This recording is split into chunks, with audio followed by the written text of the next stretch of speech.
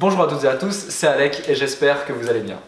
Aujourd'hui dans cette vidéo, on a un titre un petit peu accrocheur, certes, travailler moins pour gagner plus, mais on va vraiment voir avec Jean-Luc ici présent, comment il est possible d'automatiser un maximum de ses process et avoir un maximum de résultats pour un minimum de travail effectif en temps de travail. Donc tu l'as fait à merveille et on va voir tout ça accompagné de Happy qui nous tient compagnie ici.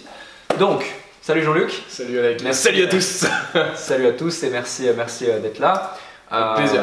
Et donc alors explique-nous un petit peu toi ta vision des choses par rapport à ce thème. Je sais que voilà, tu as de très bons résultats, tu as réussi à mettre en place des choses qui font que tu travailles en moyenne, je dirais entre 5 et 10 heures maximum par mois et pourtant tu as d'excellents résultats.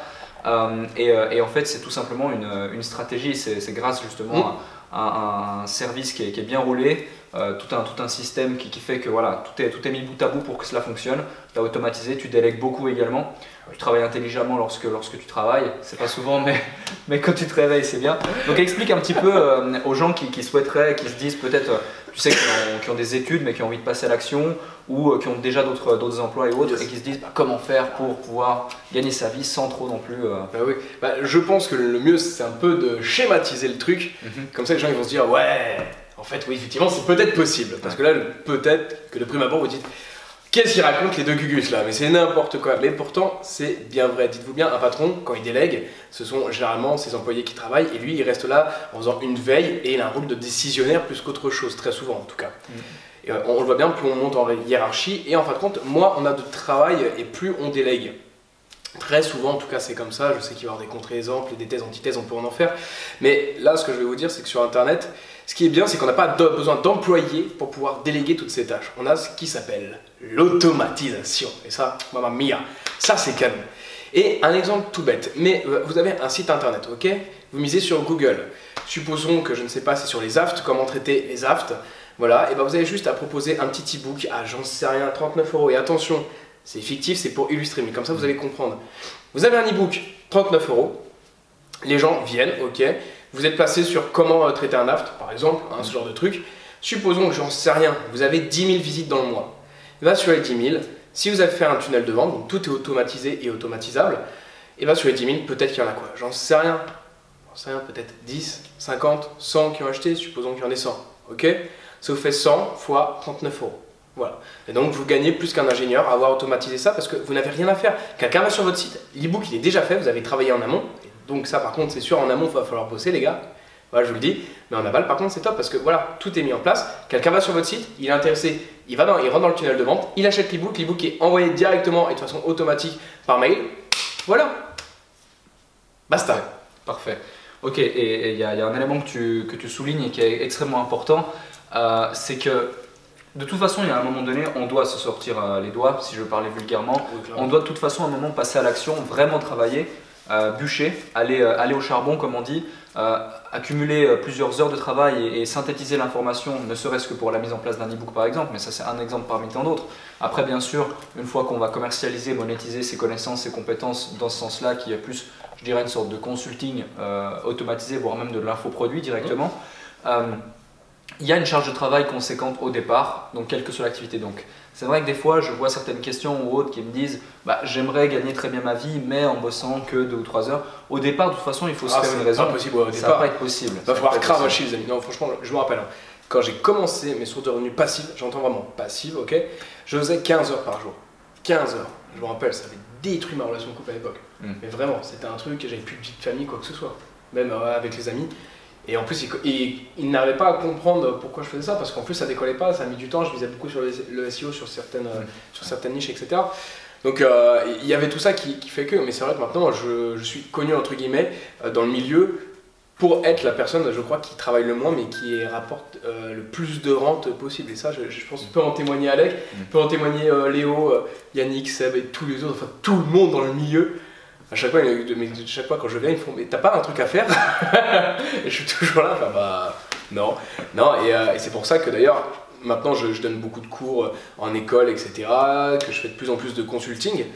Parce que au bout d'un moment je me suis dit mais en fait, wow, pardonne-moi cette trivialité, mais je me fais chier. Oh bordel, mais je me fais chier quoi. Non, vraiment, et au bout d'un moment, je fais ok, c'est cool. Alors je gagnais vraiment pleinement, enfin je gagne pleinement très très bien ma vie avec toutes les ressources de revenus passives. Même si bon, il y a toujours un petit rôle de veille, voilà, on surveille, donc c'est pas du passif à 100%, ça n'existe pas le passif 100%, mais bon voilà. Oh, quoique, si ça existe. Mais on va pas parler de placard. Bref, on n'est pas là pour ça. mais bon voilà, autant vous dire que c'est pour ça ensuite que moi j'ai développé des actifs, parce que je me dis comme ça, humainement j'apporte, et j'y vois bien plus de plaisir à le faire. Et je vous ai dit, je préfère faire une journée de cours et être payé au lance-pierre. Ça n'arrive pas à choquer certains, mais je veux dire, 300 € la journée, bon, je me sens pas gagnant, quoi. Voilà. Voilà. Et sans prétention, pas d'amalgame, vraiment. Mais je veux dire, vous verrez que quand vous détenez certaines expertises, je me permets de le dire, je sais, au pire tu mettras un bip, j'en sais rien. Mais comme tu le sais, avec ton agence, moi-même, etc., on peut se permettre de vendre certaines informations, plusieurs dizaines ou centaines de milliers d'euros, juste l'information à une entreprise. Bien sûr. Je dirais pas laquelle, mais il y en a une qui a été vendue 150 000 €, et tu sais très bien de laquelle je parle. Bien sûr. Voilà. Bien sûr, récemment à une entreprise. Voilà. Donc, non, tout à fait. Bah, je te c'est remercie. juste voilà, ça nous fait un process. On explique juste le process, c'est même pas on le met en place. Hein. Ouais, c'est encore Voilà. autre chose. Je tiens à le dire. C'est pour dire, une expertise, dites-vous bien, c'est d'une puissance phénoménale. Phénoménale. Et les gens disent oui, le consulting, et là je vais défendre ton activité, le consulting, il y a beaucoup qui disent mais ça c'est vendre du rêve, c'est vendre du vent même. Ouais. Et pour moi, il n'y a rien de plus concret que le consulting, parce que le consulting, c'est une promesse de réussite. C'est une mise en place, voilà, et ensuite une promesse de réussite. Et il faut bien différencier le consulting et ensuite juste le coaching. Le coaching, là, c'est du conseil. Effectivement, si la personne ne le prend pas, etc., n'arrive pas à comprendre, là, ça peut être du vent, entre guillemets, si vous avez donné. Mais du consulting, il n'y a pas que ça. Je veux dire, vous verrez, je vais te défendre dans cette vidéo, mon grand, mais vous verrez ce que lui, toute son équipe, etc., ils arrivent à faire en termes de travail en amont pour un client, un prospect, même pas un client, un futur peut-être prospect. Des fois, tu me dis, mais pendant une semaine, tu tapes un dossier mais énorme, un compte rendu de fou à un client. Enfin, un prospect, et c'est même pas sûr qu'il travaille avec vous. Mais tout ça, bah, bon, il fait ça avec des gros clients, hein, je veux dire, c'est pas pour le marchand du coin. Mais c'est pour vous dire, il y a vraiment que du concret, c'est du concret, et ensuite c'est la mise en pratique, de la mise en place pour des rentes. Voilà, donc le consulting, il n'y a rien de plus concret. Dites-le vous bien. C'est ça, c'est ça. Mais pour justement revenir dans le sujet, parce qu'effectivement, dès lors qu'on a des gros clients, il faut faire des gros appels d'offres. Mais là, du coup, on sort un peu du sujet. Oui, bien sûr. Mais quoi qu'il en soit, voilà, maintenant par rapport à ton retour d'expérience, ça fait maintenant plusieurs mois, années que tu vis de tes conseils de consulting et tout ça également avec des actifs sur internet. Donc j'insiste sur le fait que ce soit des actifs avant tout, à mon sens.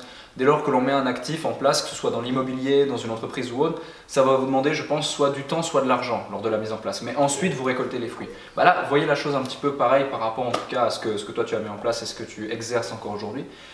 Si on est face à quelqu'un qui regarde cette vidéo, il a bien compris maintenant qu'il était possible effectivement de gagner plus en travaillant moins, ne serait-ce qu'avec l'exemple que tu as donné. Quels seraient, je dirais, les 3 conseils à donner à quelqu'un qui veut se lancer dans une activité comme ça, mais qui par contre a des obligations familiales, professionnelles ou même personnelles à côté, et donc il n'a pas cette temps. J'en ai un que j'applique encore maintenant et toujours, tous les jours. C'est en gros, je réfléchis énormément, mais quand la décision est prise, la mise en place est immédiate. Je passe à l'action de suite. C'est-à-dire que des fois, je réfléchis, mais ça m'arrive de réfléchir pendant une semaine. Et quand c'est bon, j'ai le truc, on m'arrête plus. Voilà, et là, je fais mon truc. Donc, je pense vraiment déjà à cette notion de ne pas jouer l'impulsivité. Vous savez, style, oh, allez, pourquoi pas? Non, réfléchissez parce qu'il y a des bonnes et mauvaises façons de faire. Il faut savoir anticiper. Typiquement, on est sur un énorme coup là, et on est en train de revoir tout un business model qui était déjà en place, qui était viable, pérenne et qui rapporte plusieurs dizaines de milliers d'euros par mois. Et là, on est en train de tout chambouler parce qu'on fait, voilà, il y a un pari pris. C'est soit on perd tout, soit on multiplie par, voilà. Ouais, on perd tout, ouais. Je dirais pas ça. Bon, non, mais bon, cas, non, voilà, mais soit effectivement, bon, ça fait une grosse chute, soit c'est extrêmement prolifique. Vous voyez, même avec des business models qui sont en place, on réfléchit, etc. Et donc pour l'automatisation, c'est la même chose. Dès lors que vous voulez passer à vraiment du passif, réfléchissez à qu'est-ce qui va être pratique, qu'est-ce qui va être bien dans la mise en place et comment gagner du temps. Donc vraiment cette notion de réfléchir et travailler intelligemment. Voilà. Ensuite, n'ayez pas peur de déléguer. Parce qu'en fait, déléguer, c'est automatiser c'est une pérennité derrière aussi, c'est une tranquillité d'esprit, et aussi, il faut le dire, l'automatisation fera mieux que vous. Et déléguer aux bonnes personnes surtout. En fait, il y a important. deux choix de faire, vraiment. Dites-vous bien, attention, quand vous allez déléguer vos séquences mail, ce genre de choses, etc., ils vont bien mieux le faire que vous, je veux dire, c'est plus rapide, etc. Enfin, c'est fait pour être automatisé, ce genre de choses. Et tout ce qui n'est pas automatisable par ordinateur, mais par un humain, et ben là, pareil, il faut savoir se détacher de certaines tâches. Vraiment, sincèrement, je vous l'assure. À titre personnel, vous voyez, le SAV, c'est quelque chose, moi, je voulais absolument répondre moi-même à tous mes mails. Mais force est de constater, au bout d'un moment, quand on dépasse un certain nombre de prospects de clients, je veux dire, quand vous recevez plus de 100 mails par jour, plus de 100 messages, là, ça commence, c'est pas que c'est une perte de temps, mais que vous pourriez tellement mettre ce temps à meilleur profit, je sais pas, FIFA, baby-foot, tous ces genres de trucs. donc non, vraiment, sincèrement, je fais toujours en sorte de filtrer les mails sur lesquels je dois réellement répondre et sur lesquels je vais déléguer justement à un humain. Donc voilà, donc savoir déléguer, vraiment prendre cette prise de décision et croyez-moi, n'ayez pas peur de payer quelqu'un, je sais pas, 10 € de l'heure, 20 € de l'heure, quoi que ce soit, un freelance, j'en ai aucune idée, pour déléguer certaines tâches, parce que si vous le payez 20 € de l'heure, ça veut dire que cette heure que vous allez mettre, vous, à travailler, va vous rapporter au moins le double, voire le triple. Il faut vraiment prendre ça comme ça, ne voyez pas le coût, mais surtout le gain que ça peut éventuellement vous apporter. Donc ce deuxième conseil. Et ensuite, le troisième, prenez conscience que c'est faisable. Prenez conscience qu'il y a énormément de gens qui le font.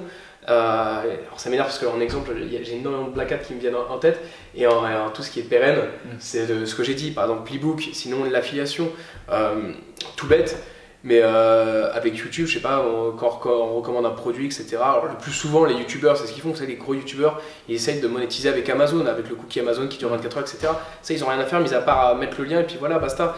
Donc, typiquement, c'est une bonne idée de faire ça comme ça. Mais en fait, constatez juste autour de vous, c'est possible. Et vraiment, regardez, il y en a plein qui y arrivent. Donc, pourquoi pas vous?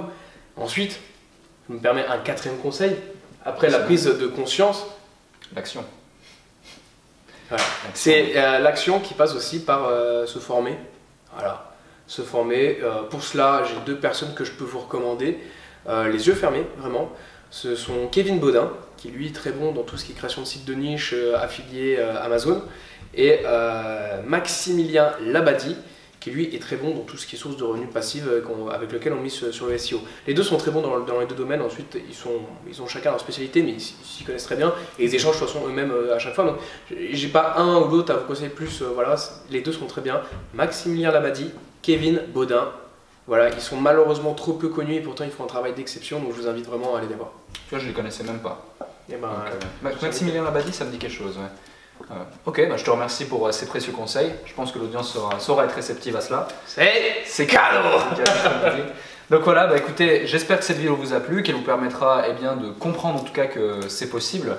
C'est tout à fait possible, je l'ai vu, je l'ai fait également pour certains des business qu'on a même en commun sur 2-3 choses.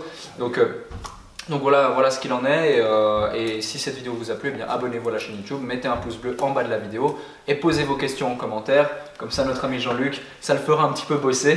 Et je vais payer quelqu'un, je vais déléguer sa tâche, je vais automatiser. Non, je vais vérifier, il va répondre lui-même. Il va me mettre sur la chaise au bureau et faire maintenant tu travailles. Avec une ceinture.